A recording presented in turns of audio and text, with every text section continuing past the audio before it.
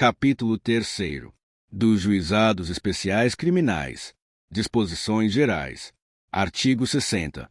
O Juizado Especial Criminal, provido por juízes togados ou togados e leigos, tem competência para a conciliação, o julgamento e a execução das infrações penais de menor potencial ofensivo, respeitadas as regras de conexão e continência.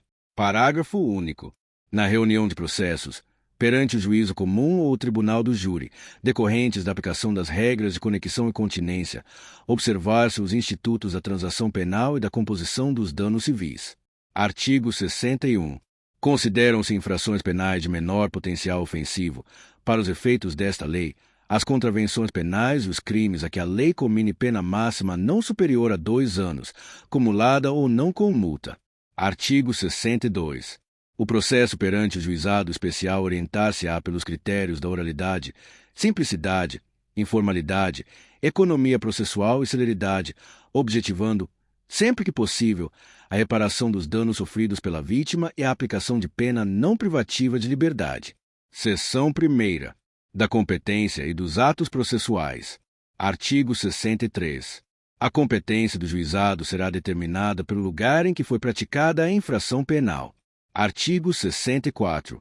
Os atos processuais serão públicos e poderão realizar-se em horário noturno e em qualquer dia da semana, conforme dispuserem as normas de organização judiciária. Artigo 65. Os atos processuais serão válidos sempre que preencherem as finalidades para as quais foram realizados, atendidos os critérios indicados no artigo 62 desta lei. Parágrafo 1º. Não se pronunciará qualquer nulidade sem que tenha havido prejuízo. Parágrafo 2º. A prática de atos processuais em outras comarcas poderá ser solicitada por qualquer meio hábil de comunicação. Parágrafo 3º. Serão objeto de registro escrito exclusivamente os atos havidos por essenciais. Os atos realizados em audiência de instrução e julgamento poderão ser gravados em fita magnética ou equivalente. Artigo 66. A citação será pessoal e far-se-á no próprio juizado, sempre que possível, ou por mandado. Parágrafo único. Não encontrado o acusado para ser citado, o juiz encaminhará as peças existentes ao juízo comum para adoção do procedimento previsto em lei. Artigo 67. A intimação far-se-á por correspondência, com aviso de recebimento pessoal, tratando-se de pessoa jurídica ou firma individual, mediante entrega ao encarregado da recepção, que será obrigatoriamente identificado, ou, sendo necessário, por oficial de justiça, independentemente de mandado ou carta precatória, ou ainda por qualquer meio idôneo de comunicação. Parágrafo único. Dos atos praticados em audiência considerar-se-ão desde logo cientes as partes, os interessados e defensores. Artigo 68. Do ato de intimação do autor do fato do mandado de citação do acusado, constará a necessidade de seu comparecimento acompanhado de advogado, com a advertência de que, na sua falta, ser-lhe-á designado defensor público. Seção 2ª. Da fase preliminar. Artigo 69. A autoridade policial que tomar conhecimento da ocorrência lavrará termo circunstanciado e o encaminhará imediatamente ao juizado, com o autor do fato e a vítima, providenciando-se as requisições dos exames periciais necessários. Parágrafo único. Ao autor do fato que, após a lavratura do termo, for imediatamente encaminhado ao juizado ou assumir o compromisso de a ele comparecer, não se imporá prisão em flagrante, nem se exigirá fiança. Em caso de violência doméstica, o juiz poderá determinar, como medida de cautela, seu afastamento do lar, domicílio ou local de convivência com a vítima. Artigo 70. Comparecendo o autor do fato e a vítima, e não sendo possível a realização imediata da audiência preliminar, será designada data próxima, da qual ambos sairão cientes. Artigo 71. Na falta do comparecimento de qualquer dos envolvidos, a Secretaria providenciará a sua intimação, se for o caso, a do responsável civil, na forma dos artigos 67 e 68 desta lei. Artigo 72. Na audiência preliminar, presente representante do Ministério Público, o autor do fato e a vítima, se possível, o responsável civil, acompanhados por seus advogados, o juiz esclarecerá sobre a possibilidade da composição dos danos e da aceitação da proposta de aplicação imediata de pena não privativa de liberdade. Artigo 73. A conciliação será conduzida pelo juiz ou por conciliador sob sua orientação. Parágrafo único. Os conciliadores são auxiliares da Justiça, recrutados, na forma da lei local, preferentemente entre bacharéis em direito, excluídos os que exerçam funções na administração da justiça criminal. Artigo 74. A composição dos danos civis será reduzida a escrito, homologada pelo juiz mediante sentença irrecorrível, terá eficácia de título a ser executado no juízo civil competente. Parágrafo único.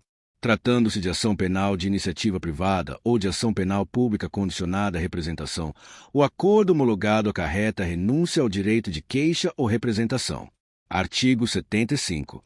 Não obtida a composição dos danos civis, será dada imediatamente ao ofendido a oportunidade de exercer o direito de representação verbal, que será reduzida a termo. Parágrafo único. O não oferecimento da representação na audiência preliminar não implica decadência do direito, que poderá ser exercido no prazo previsto em lei. Artigo 76.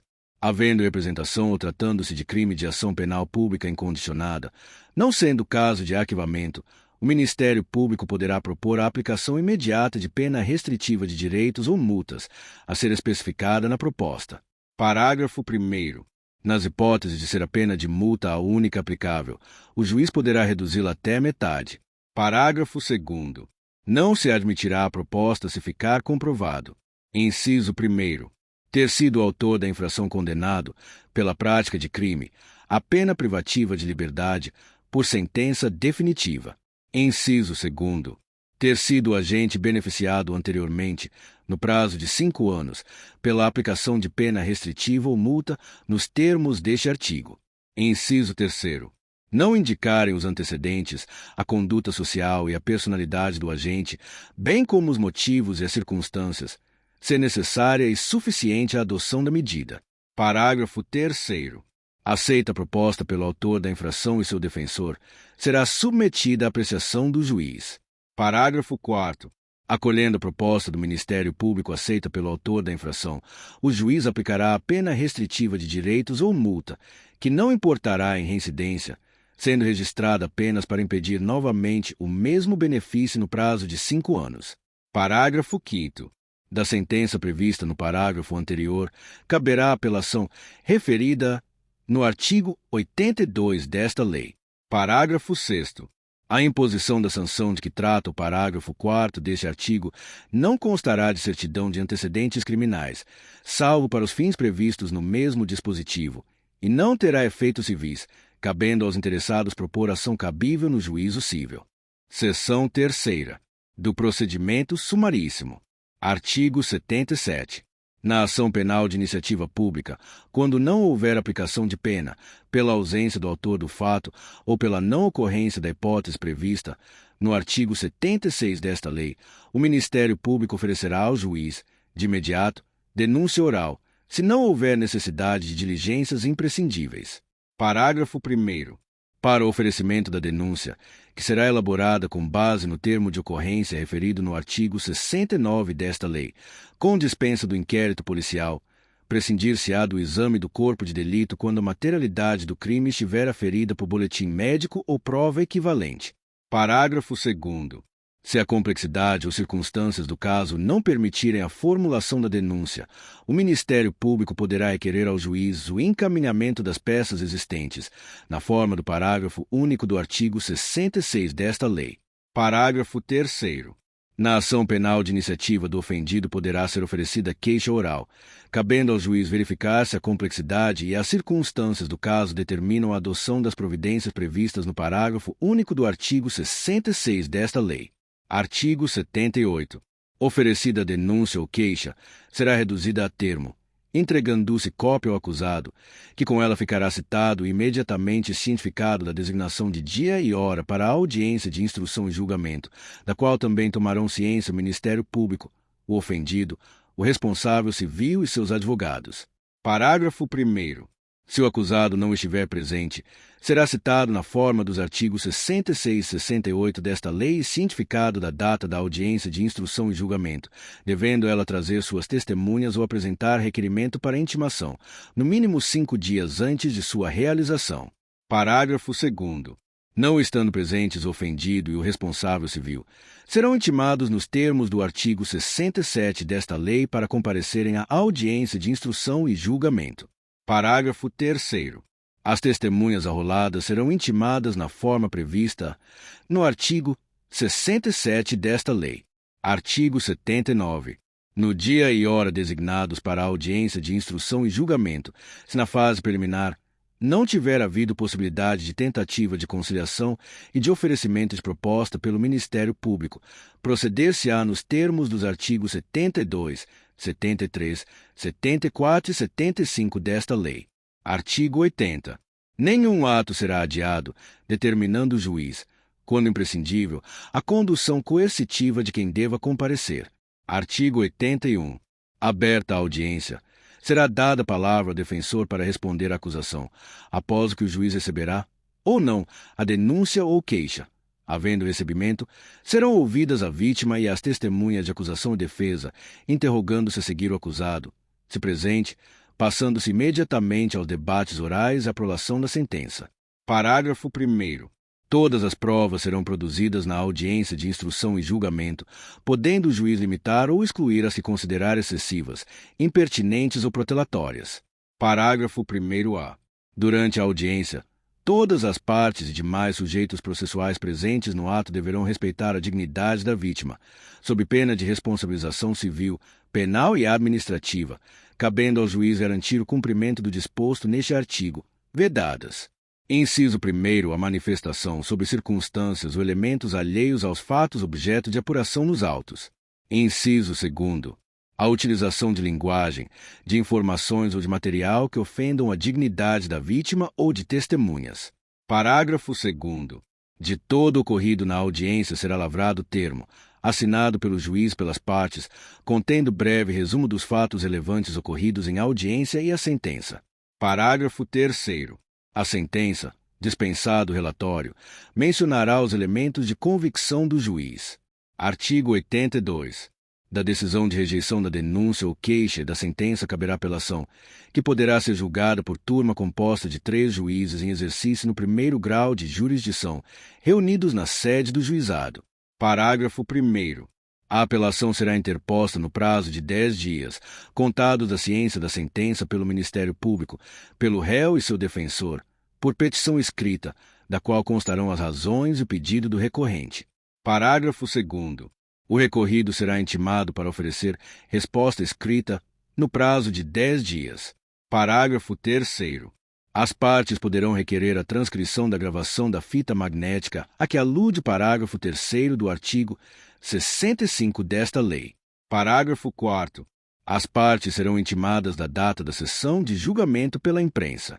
Parágrafo 5º. Se a sentença for confirmada pelos próprios fundamentos, a súmula do julgamento servirá de acórdão. Artigo 83. Cabe embargos de declaração quando, em sentença ou acórdão, houver obscuridade, contradição ou omissão. Parágrafo 1º. Os embargos de declaração serão opostos por escrito ou oralmente, no prazo de 5 dias, contados da ciência da decisão. Parágrafo 2º. Os embargos de declaração interrompem o prazo para a interposição de recurso. Parágrafo 3º. Os erros materiais podem ser corrigidos de ofício. Seção 4ª da execução. Artigo 84. Aplicada exclusivamente pena de multa, seu cumprimento far-se-á mediante pagamento na Secretaria do Juizado. Parágrafo único. Efetuado o pagamento, o juiz declarará extinta a punibilidade, determinando que a condenação não fique constando dos registros criminais, exceto para fins de requisição judicial. Artigo 85. Não efetuado o pagamento da multa, será feita a conversão em pena privativa de liberdade ou restritiva de direitos, nos termos previstos em lei. Artigo 86. A execução das penas privativas de liberdade e restritivas de direitos, ou de multa acumulada com estas, será processada perante o órgão competente, nos termos da lei. Seção 5ª. Das despesas processuais. Artigo 87. Nos casos de homologação do acordo civil e aplicação de pena restritiva de direitos ou multa, as despesas processuais serão reduzidas, conforme dispuser lei estadual. Seção 6ª. Disposições finais. Artigo 88. além das hipóteses do Código Penal e da legislação especial, dependerá de representação à ação penal relativa aos crimes de lesões corporais leves e lesões culposas. Artigo 89. Nos crimes em que a pena mínima combinada for igual ou inferior a 1 ano, abrangidos ou não por esta lei, o Ministério Público, ao oferecer a denúncia, poderá propor a suspensão do processo por 2 a 4 anos, desde que o acusado não esteja sendo processado ou não tenha sido condenado por outro crime, presentes os demais requisitos que autorizariam a suspensão condicional da pena. Parágrafo 1º. Aceita a proposta pelo acusado e seu defensor, na presença do juiz, este, recebendo a denúncia, poderá suspender o processo, submetendo o acusado a período de prova, sob as seguintes condições. Inciso 1. Reparação do dano, salvo impossibilidade de fazê-lo. Inciso 2. Proibição de frequentar determinados lugares. Inciso 3. Proibição de ausentar-se da comarca onde reside, sem autorização do juiz. Inciso 4. Comparecimento pessoal e obrigatório ao juízo, mensalmente, para informar e justificar suas atividades. Parágrafo 2º. O juiz poderá especificar outras condições a que fica subordinada a suspensão, desde que adequadas ao fato e à situação pessoal do acusado. Parágrafo 3º. A suspensão será revogada se, no curso do prazo, o beneficiário vier a ser processado por outro crime ou não efetuar, sem motivo justificado, a reparação do dano. Parágrafo 4º. A suspensão poderá ser revogada se o acusado vier a ser processado, no curso do prazo, por contravenção ou descumprir qualquer outra condição imposta. Parágrafo 5º. Expirado o prazo sem revogação, o juiz declarará extinta a punibilidade. Parágrafo 6º. Não correrá a prescrição durante o prazo de suspensão do processo. Parágrafo 7º. Se o acusado não aceitar a proposta prevista neste artigo, o processo prosseguirá em seus ulteriores termos. Artigo 90. As disposições desta lei não se aplicam aos processos penais cuja instrução já estiver iniciada. Artigo 90-A. As disposições desta lei não se aplicam no âmbito da Justiça Militar. Artigo 91. Nos casos em que esta lei passa a exigir representação para a propositura da ação penal pública, o ofendido ou seu representante legal será intimado para oferecê-la no prazo de 30 dias, sob pena de decadência. Artigo 92. Aplicam-se subsidiariamente as disposições dos Códigos Penal e de Processo Penal, no que não forem compatíveis com esta lei. Capítulo 4. Disposições finais comuns. Artigo 93. Lei estadual disporá sobre o sistema de juizados especiais cíveis e criminais, sua organização, composição e competência. Artigo 94. O serviço de cartório poderão ser prestados e as audiências realizadas fora da sede da comarca, em bairros ou cidades a ela pertencentes, ocupando instalações de prédios públicos, de acordo com audiências previamente anunciadas. Artigo 95. Os Estados, Distrito Federal e territórios criarão e instalarão os juizados especiais no prazo de 6 meses, a contar da vigência desta lei. Parágrafo único.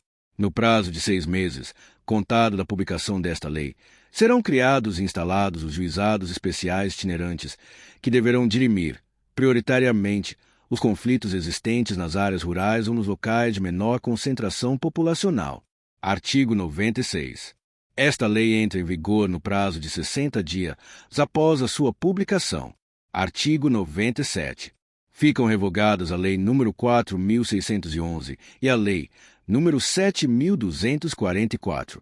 Qual lei você precisa em áudio? Envie seu pedido no comentário. Não se esqueça, curta esse vídeo e se inscreva no canal.